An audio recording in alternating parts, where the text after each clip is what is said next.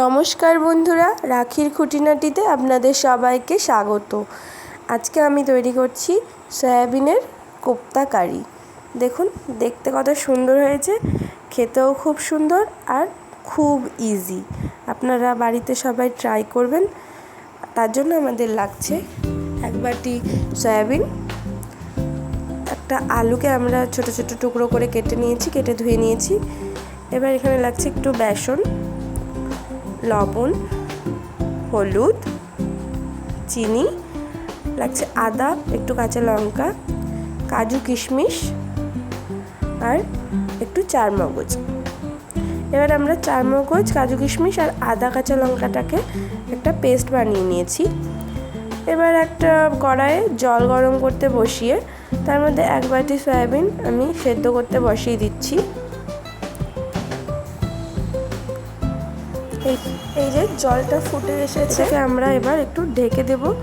প্রায় 3 থেকে 5 মিনিট মতো আমরা এটাকে ঢেকে রাখবো, তাহলে আমাদের সয়াবিন একদম সেদ্ধ হয়ে যাবে। এই যে দেখুন একদম ডবল হয়ে গেছে সাইজে, একদম ভালো মতো সেদ্ধ হয়ে গেছে সয়াবিনটা। এবার এটাকে নামিয়ে এর মধ্যে ঠান্ডা জল দিয়ে এটাকে ঠান্ডা করে নিব, ভালো করে ধুয়ে নিব, তাহলে ঠান্ডা হয়ে যাবে। এবার আমরা হাত দিয়ে এরকমভাবে চিপে চিপে একদম জল বের করে নিতে হবে। যতটা চেপা যাবে ততটাই ভালো হবে। এবার আমরা এটাকে একটা মিক্সিতে এটা পেস্ট করে নিয়েছি। এর মধ্যে এবার অল্প আদা বাটা, লবণ, হলুদ আর অল্প চিনি দিয়ে দিচ্ছি। এবার আমরা হাত দিয়ে এটাকে ভালো করে মাখিয়ে নিচ্ছি। এর মধ্যে একটু সামান্য হিং দিয়ে দিচ্ছি আর বেসন পরিমাণ মতো দিতে হবে। যতটা ভালো করে আপনি চিপতে পারবেন তত কম বেসন লাগবে, তত বেশি ভালো হবে। আমি এখানে 4 চামচ দিলাম, দিয়ে আবার এটাকে হাত দিয়ে ভালো করে মাখিয়ে নিচ্ছি। এই যে দেখুন বেশ এরকম একটা বাইন্ডিং আসবে। এরকমভাবে আমরা এবার এটাকে চিপে চিপে একটা গোল বলের মতো আকার দিব। এরকমভাবেই আমরা এবার সবগুলো বল করে নিচ্ছি। এই যে দেখুন সবকটা বল রেডি হয়ে গেছে। এবার আমরা কড়াইয়ে সরষের তেল দিচ্ছি,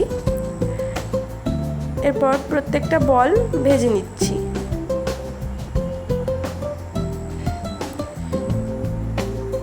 এপাশ ওপাশ করে লাল লাল করে আমরা বলগুলোকে ভেজে নিব।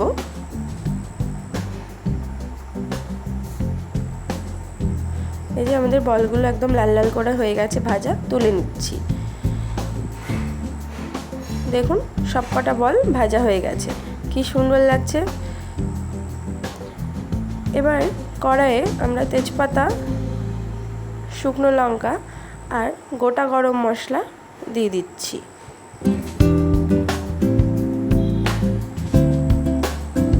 আর দিচ্ছি 1 চামচ গোটা জিরে। এখানে একটু হিং দিলেও খুব ভালো লাগতো, আমি দিইনি, আপনারা দিতে পারেন। এবার এর মধ্যে কেটে রেখেছি আলুগুলো, এগুলোকে এবার এর মধ্যে দিয়ে ভালো করে লাল লাল করে ভেজে নেব। এর মধ্যে আমরা সামান্য লবণ, হলুদ দিয়ে আমরা ভালো করে আলুগুলোকে ভেজে নেব লাল করে। দেখুন সুন্দরভাবে লাল করে ভেজে নিয়েছি। এর মধ্যে এবার এই আদা কাঁচা লঙ্কা, কাজু, চারমগজ যে বাটাটা সেটা এর মধ্যে দিয়ে দিলাম। দিয়ে ভালো করে এটা আমাদেরকে নেড়ে নিতে হবে যাতে মশলাটা লেগে না যায়।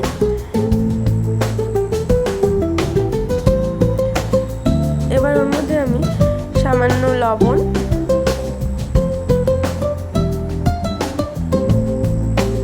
হলুদ দিয়ে দিচ্ছি আর সামান্য একটু মশলার জল দিয়ে এটাকে আবার নাড়িয়ে নিচ্ছি। এবার এর মধ্যে একটু টমেটো পিউরি অ্যাড করছি, তাহলে বেশ একটা টকটক মিষ্টি মিষ্টি ভাব হয়, ভালো লাগে খেতে বেশি। এবার আমি মশলাটাকে ভালো করে কষিয়ে নেব। যতটা ভালো করে কষানো যাবে রান্না ততটাই ভালো হবে খেতে।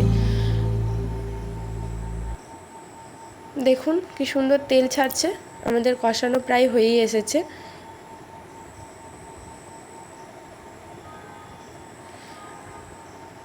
খুব সুন্দরভাবে কষানো হয়ে গেছে।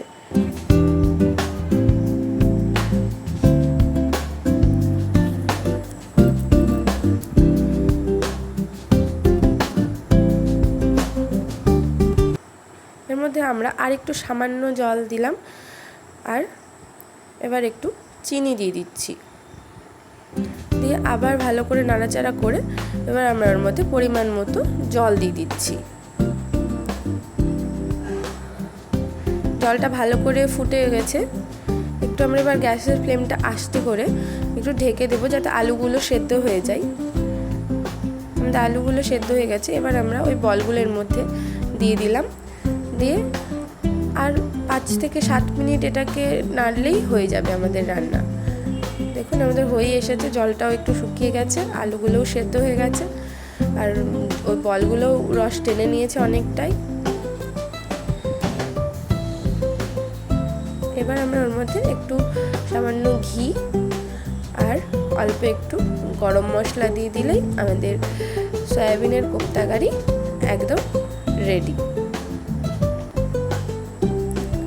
খেতে খুব ভালো হয়, আপনারা অবশ্যই বাড়িতে এটা ট্রাই করবেন। ভালো লাগলে লাইক করবেন, কমেন্ট করবেন, সাবস্ক্রাইব করবেন। ধন্যবাদ।